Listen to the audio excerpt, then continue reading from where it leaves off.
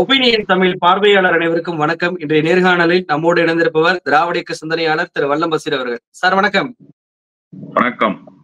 சமீப காலமாக ஊடகங்கள்ல இருக்கக்கூடிய ஒரு பேசுபொருள் என்ன அப்படின்னா, தமிழ்நாட்டுல அமைச்சரவை மாற்றம் வரப்போகிறது அப்படின்றதுதான். சமீபத்துல கூட பிடிஆர் அவர்கள் சட்டமன்றத்துல பேசும்போது, எனக்கு அதிகாரங்கள் குறைவான துறை ஒதுக்கப்பட்டிருக்கு. அதை நீங்க அதிகாரம் உள்ள துறை கிட்ட போய் கேளுங்க அப்படின்னு சொல்லிட்டு சட்டமன்றத்திலே பேசினதாக இருக்கட்டும், அப்பாவு அவர்கள் இதெல்லாம் நீங்க முதலமைச்சர் சந்திச்சு பேசிக்கோங்க அப்படின்னு சொல்லிட்டு சொன்னதாக இருக்கட்டும். இதெல்லாம் நடந்து கொண்டிருக்கும் போது இப்ப தமிழ்நாடு அமைச்சரவையில திரு பிடிஆர் அவர்களுக்கு முக்கியமான இலாக்கா ஒதுக்கப்பட இருப்பதாக தகவல் வருது. குறிப்பாக ஊடகத்துல ஏபிபி அப்படின்ற ஒரு ஊடகத்துல ஒரு செய்தி வெளியாகிறது. என்ன அப்படின்னா, சமீபத்துல உச்சநீதிமன்றம் செந்தில் பாலாஜி அவர்களை அமைச்சர் பொறுப்புல இருந்து நீங்க விலகணும், ஜாமீன் வேணுமா அமைச்சர் வேணுமான்னு சொல்லி கேட்டதுனால அந்த செந்தில் பாலாஜியுடைய பொறுப்பை அப்படியே திரு பிடிஆர் அவர்களுக்கு கொடுக்கலாம் அப்படின்ற செய்தி அதுல வெளியிட்டிருக்கிறாங்க. அதை எப்படி புரிஞ்சு கொள்வது? ஏற்கனவே அந்த துறை, அந்த மதுவிலக்கு துறை தான் இன்னைக்கு டாஸ்மாக் ஊழல் அப்படின்ற பெயர்ல இடி ரைடு பண்ணாங்க. அந்த இடி கேஸ் போய்கிட்டு இருக்கு. நேற்றைக்கு கூட இடி எம்டிஏ, டாஸ்மாகோட எம்டிஏ அழைச்சதெல்லாம் பார்த்தோம். அப்படி இருக்கும்போது பிடிஆர் அவர்கள் இதற்கு பொறுப்பாக மாறினாங்க அப்படின்னா, அதை ஈடுக்கு எதிராக பிடிஆரை நிறுத்துகிறார் அப்படின்னு சொல்லி பார்ப்பதா, இல்ல பிடிஆருக்கு கொடுத்த தண்டனை அப்படின்னு சொல்லி பார்ப்பதா? நீங்க எப்படி பாக்குறீங்க? இல்ல, பிடிஆருக்கு தண்டனை கொடுக்க வேண்டிய அளவுக்கு பிடிஆர் எந்த தவறையும் செய்து விடவில்லை. இன்னொன்று, பிடிஆரை கைவிடுவதற்கு முதலமைச்சரும் தயார் இல்லை என்பதைத்தான் அண்மையிலே நடந்த நூல் வெளியீட்டு விழாவில் முதலமைச்சருடைய உரை என்பது உணர்த்தியது. என்னதான் சபாநாயகர் அவரை கண்டித்து பேசியதாக ஊடகங்களில் செய்தி பரவினாலும், அவர் அதிருப்தியை சட்டப்பேரவையில் பகிர்ந்து கொண்டார் என்று எல்லோரும் அவரவர் இஷ்டங்களுக்கு செய்திகளை சொன்னாலுமே கூட, ஒரு முதலமைச்சர் தன்னுடைய சக அமைச்சரவையில் இருக்கக்கூடிய அமைச்சர் மீது எந்த அளவுக்கு கரிசனத்தையும் எந்த அளவுக்கு அவர் மீதான நம்பிக்கையும் வைத்திருக்கிறார் என்பதை அந்த மேடையிலேயே முதலமைச்சர் வெளிப்படுத்தினார். அதை மனமுவந்து மரியாதைக்குரிய அமைச்சர் பிடிஆர் அவர்களும் ஏற்றுக்கொண்டார் என்றுதான் நான் பார்க்கிறேன். இன்னொரு விவகாரத்துல, நீங்க பிடிஆர் ஒரு சராசரி அரசியல்வாதி என்று எடை போட்டு விடக்கூடாது.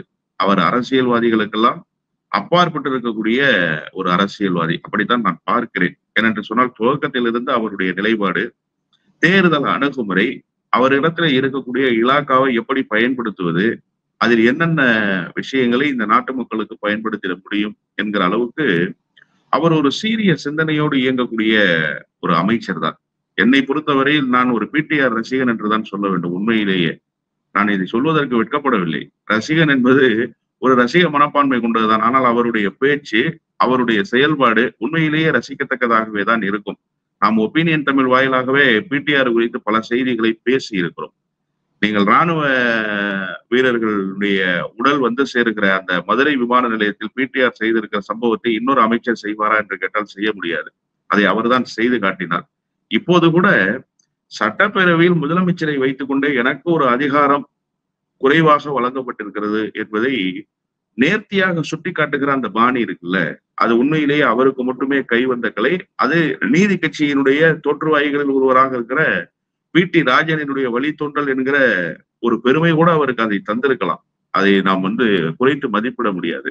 அந்த நிலையில் இப்போது அவருக்கு மதுவிலக்கு மற்றும் ஆயத்தீர்வைத்துறையை கூடுதலாக வழங்கப் போகிறார் முதலமைச்சர் என்கிற செய்தி வருகிறது. இந்த செய்தியில் எனக்கு உண்மையிலேயே என்ன நிலைப்பாடு என்று கேட்டால், இந்த துறையை அவரிடத்துல கொடுக்க வேண்டிய அவசியம் இல்லை. சாராயம் இருக்க போகிற துறைக்கு பிடிஆரை அமைச்சராக்குகிற அளவுக்கு பிடிஆரினுடைய அரசியல் கீழே இறங்கி வந்து விட்டது என்று நான் கருதவில்லை. அதற்காக அந்த துறையை நான் குறை சொல்ல விரும்ப. அப்ப செந்தில் பாலாஜி கீழே இருக்காரான்னு கேட்கக்கூடாது. அதல்ல செய்தி. பிடிஆரினுடைய மதிநுட்பத்தை, பிடிஆரினுடைய அறிவு சிந்தனையை பயன்படுத்த வேண்டும் என்று சொன்னால் அதற்கு சில துறைகள் இருக்கின்றன. அதற்கு அவரை பயன்படுத்திட வேண்டும். ஆனா இதுல இன்னொரு விஷயமும் இருக்கு. மின்சாரத்தை வச்சிருக்கிறாரு அமைச்சர் செந்தில் பாலாஜி. அந்த துறையும் சேர்த்து ஒதுக்கப்படும் என்று சொன்னால், நீங்க நல்லா யோசிச்சு பாருங்களேன். 2006 2011 வரை இருக்கக்கூடிய திமுக ஆட்சியின் மீது பிரதான குற்றச்சாட்டை மின்வெட்டு தான். மின்சாரத்தை ஏகபோகமாக துண்டிக்கிற அந்த நடவடிக்கை இருக்குல்ல, அதுதான் அந்த ஆட்சிக்கு ஒரு மிகப்பெரிய பின்னடைவை தந்தது. அது பெரிய பேசுபொருளாகவும் ஆனது. 2011 தேர்தல்ல அதுதான் தேர்தல் வெற்றி தோல்வியை நிர்மாணிக்கிற காரணிகளாகவும் அமைந்து போனது. ஒரு முக்கியமான காரணங்கள்ல அதுவும் ஒரு காரணம்னு வச்சுக்கோங்களேன். அப்படிப்பட்ட சூழல்ல மின்மிகை மாநிலமாக தமிழ்நாட்டை மாற்ற வேண்டும் தான் அம்மையார் ஜெயலலிதா அவர்கள் தேர்தல் பிரச்சாரத்தையே மேற்கொண்டார்கள். இன்னொன்று, மின்மிகை மாநிலமா மாற்றுவது என்பது வெளிப்பார்வைக்கு தான். ஆனா நீங்க மின்சாரத்தை எவ்வளவுக்கு வாங்குறீங்கிறது இருக்குல்ல, மின்சார கொள்முதல் இருக்குல்ல, அதற்கு மின்சார வாரியங்கள் பட்டிருக்கிற கடன் இருக்குல்ல, இது நீங்க ஏற்றில் வடிக்க முடியாத அளவுக்கு ஒரு மோசமான நிலையை தமிழ்நாட்டு நிதி நிலையில் ஏற்படுத்தியது என்றுதான் சொல்ல வேண்டும். அதையெல்லாம் சீர்படுத்தி செப்பனிடுவதற்கு மிகுந்த சிரமங்கள்.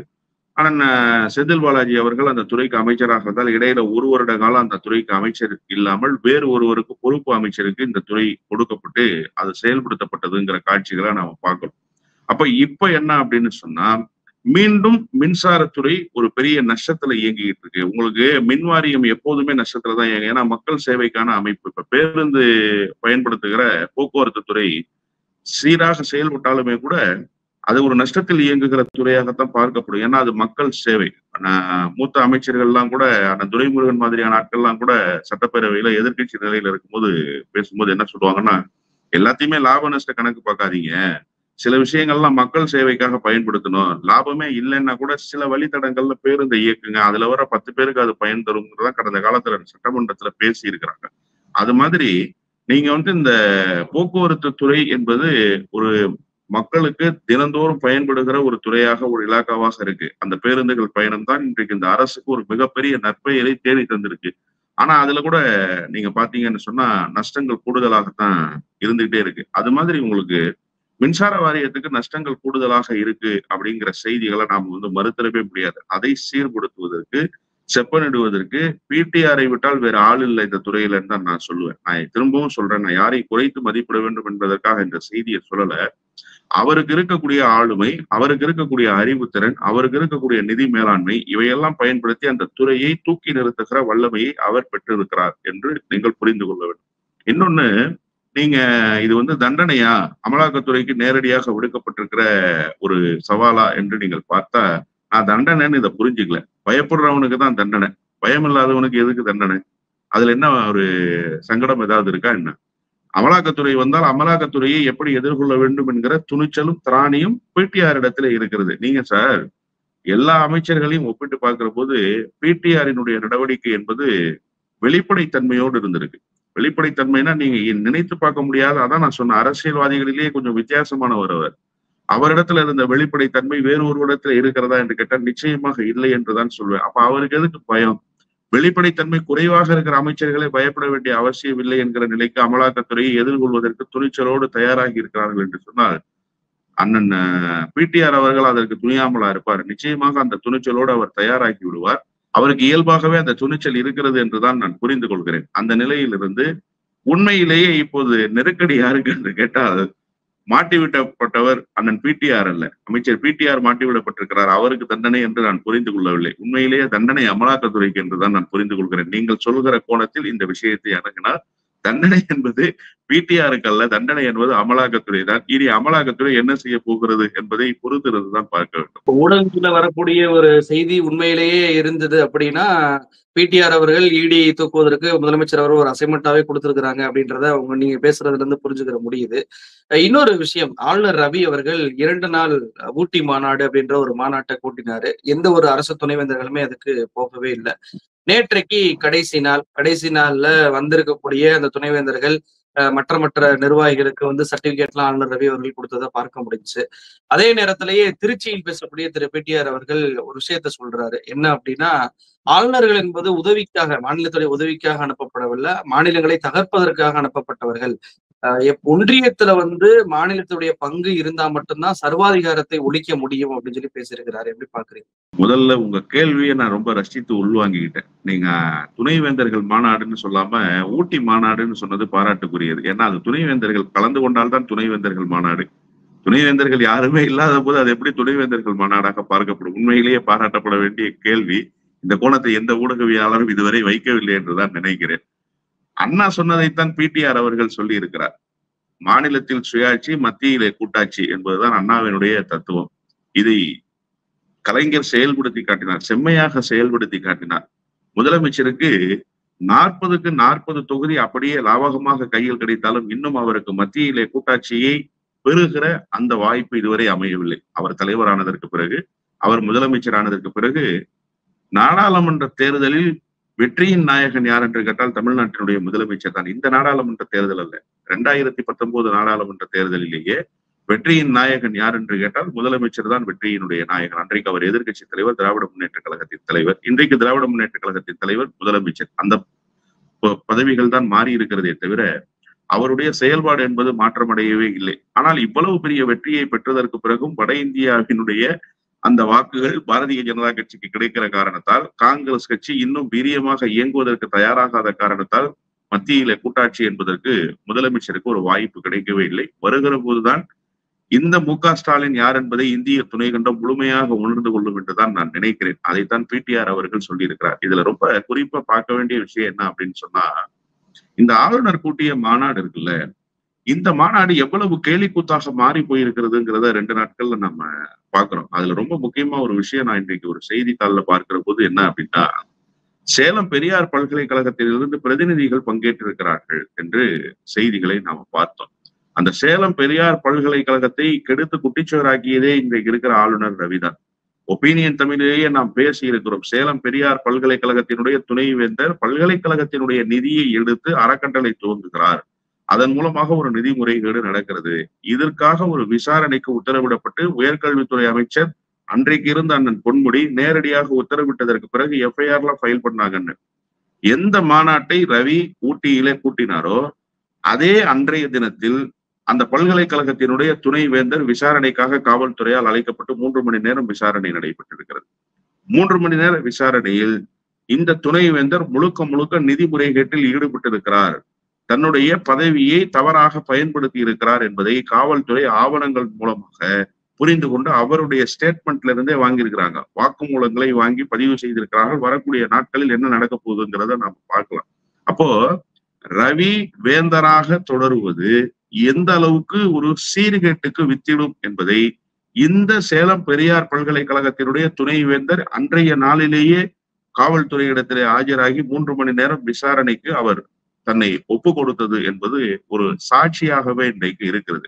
நீங்க பாருங்களேன், வேற ஒரு நாள்ல இருந்தா கூட பரவாயில்ல, காலத்தினுடைய கோலம் இவர் எந்த மாநாட்டை கூட்டுகிறாரோ அந்த நாளிலேயே விசாரணைக்கு ஆஜர்படுத்தப்படுகிறார் அந்த சேலம் பெரியார் பல்கலைக்கழகத்தினுடைய துணைவேந்தர் என்று சொன்னால் அவர் குற்றச்சாட்டு வைக்கிறாரு. அவர் திட்டமிட்டு போலீஸ் அனுப்பி அவர் விசாரணை கூப்பிடுறாங்கன்றாரு. இன்னொரு பக்கம் துணைவேந்தர்கள் எல்லாம் மிரட்டி இருக்கிறாங்க. நடுராத்திரி போய் நள்ளிரவுல போய் கதவை தட்டி சீக்ரெட் போலீஸ் அனுப்பி அவங்கள உயிர் பயத்தை காட்டியிருக்கிறாங்க. திரும்பவே முடியாது அப்படின்னு சொல்லி இருக்கிறாங்க. ஒரு தமிழ்நாட்டுல இருக்கக்கூடிய ஒரு மாநாட்டுல கலந்து கொள்வதற்கு அங்க துணைவேந்தர்களுக்கு அனுமதி இல்லையா? போலீஸ் ராஜ்யமா நடக்குது அப்படின்னு சொல்லி கேள்வி வைக்கிறாரு. அதாவது துறை ரீதியா நீங்க ஜிஓ பாஸ் பண்ணிட்டீங்கன்னு வச்சுக்கோங்களேன், அதற்கு மேல எதுவுமே செய்ய முடியாது. சுற்றறிக்கை அனுப்புனாலே அது போதுமானது. ஒரு சாதாரண சுற்றறிக்கை தான். உயர்கல்வி அமைச்சகத்திலிருந்து துணைவேந்தர்கள் மாநாட்டை கூட்டுவதற்கு அதிகாரம் இல்லாதவர்கள் துணைவேந்தர்கள் மாநாட்டை கூட்டினால் அதில் எந்த விதமான காரணத்தை கொண்டும் துணைவேந்தர்கள் பங்கேற்க வேண்டிய அவசியம் இல்லை அப்படின்னு ஒரு சுற்றறிக்கை அனுப்பிச்சிட்டா ஓவர் நைட் எல்லா பிரச்சனையும் முடிஞ்சிடும். ஆனா அதையே செய்யல தமிழ்நாடு அரசு. ஏன் செய்யலைன்னா, நான் மீண்டும் ஒரு செய்தியை வலியுறுத்த விரும்புறேன்.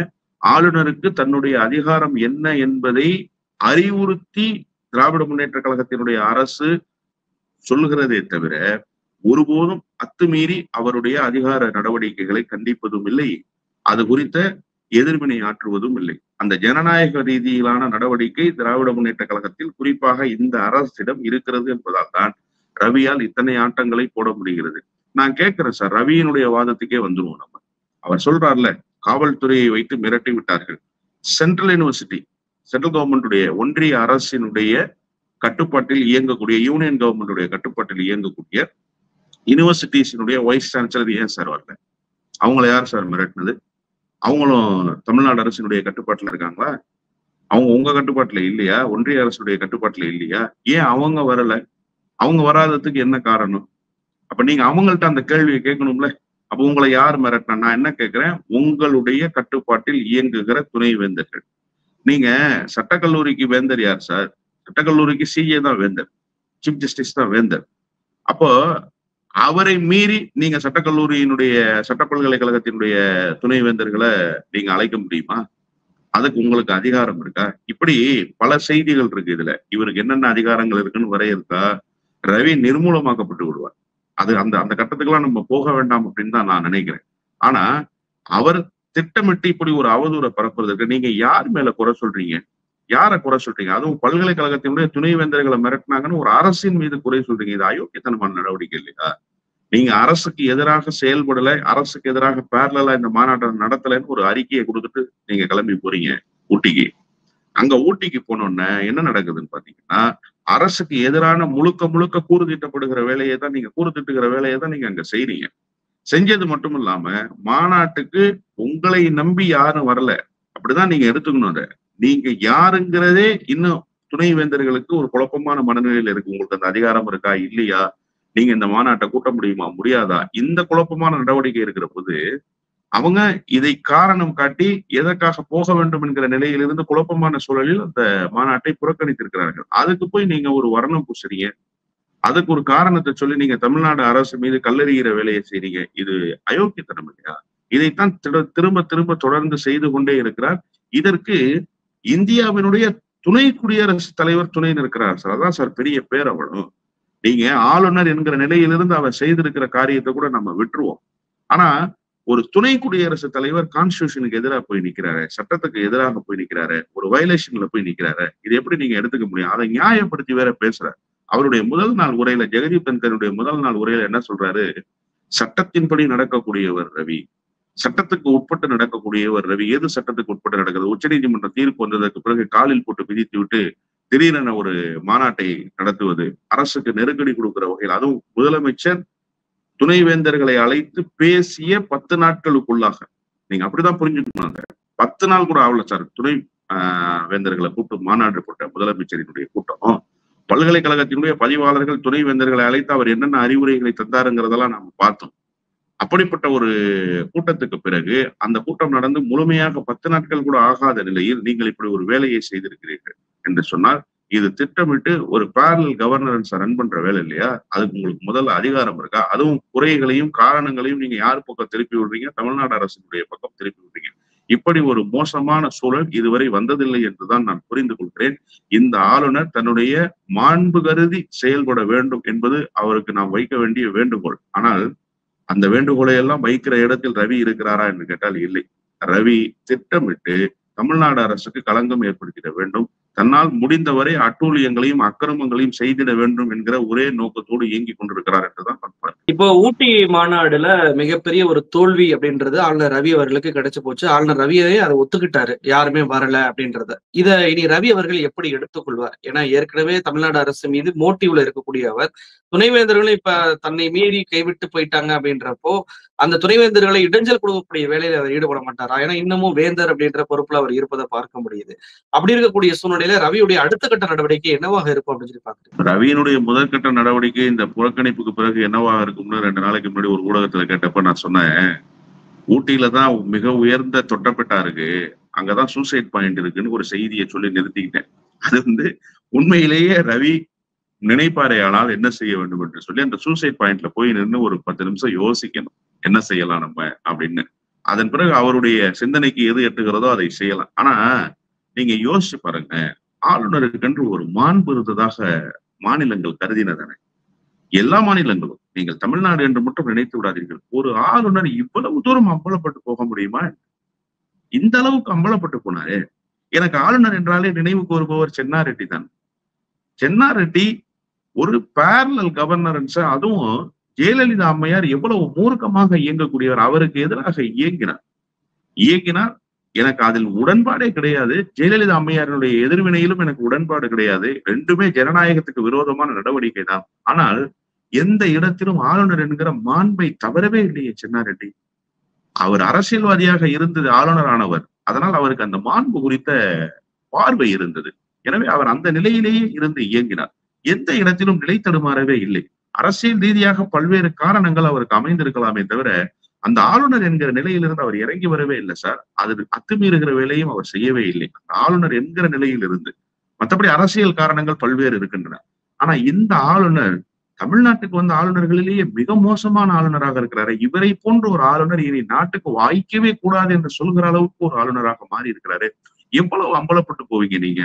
ஒவ்வொரு முறையும் பாருங்களேன், படுதோல்வியை சந்திக்கிறீர்கள். நீங்க யோசிச்சு பாருங்க, ஆளுநர் எடுத்த எந்த ஸ்டாண்ட்லயாவது இது வரைக்கும் நிக்க முடிஞ்சிருக்கா? ஒரே ஒரு ஸ்டாண்ட், ஆளுநர் எடுத்த ஸ்டாண்ட்ல நின்னுட்டார் இந்த ஆளுநர் தன்னை ப்ரூவ் பண்ணிட்டாரு, தன்னுடைய அதிகார மாண்பை நிரூபித்து காட்டிட்டாருன்னு ஒரே ஒரு செய்தியை நீங்க சொல்ல முடியுதா? தொட்டதெல்லாம் தோல்வி, நீ பேசியதெல்லாம் பின்வாங்கி கொண்டிருக்கிறாய், நீ எடுத்து வைத்த அடிகள் எல்லாம் ரணமாக மாறி கொண்டிருக்கின்றன. இந்த இட்ட அடி நோக அடுத்த அடி கொப்பளிக்க என்று சொல்வார்கள். அது மாதிரி நீங்க கால் வச்சாலே அது விளங்காம போற அளவுக்கு ஒரு மோசமான நடவடிக்கையாக மாறி போகுது. இவ்வளவுக்கு பிறகும் உங்களுக்கு எதற்காக இந்த அட்டூழியங்கள், அழிச்சாட்டியங்கள்? எதற்காக நீங்கள் இந்த வீராப்பு பேசிக்கொண்டே திரிகிறீர்கள்? அடி வாங்கி எல்லாமும் முடிந்ததற்கு பிறகும் நீங்கள் வெறுமனே வீராப்பு பேசுவது என்பது உங்களை ஒரு காமெடியன் போல மாற்றி விடாதா? உங்க இமேஜுக்கு எவ்வளவு பெரிய டேமேஜ் அது.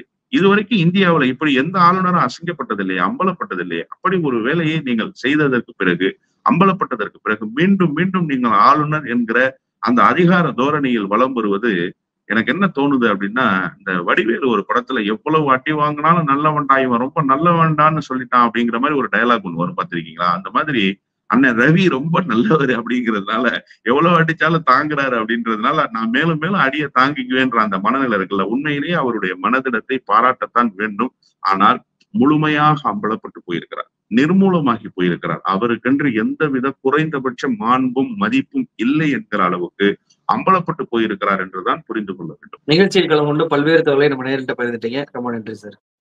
நன்றி.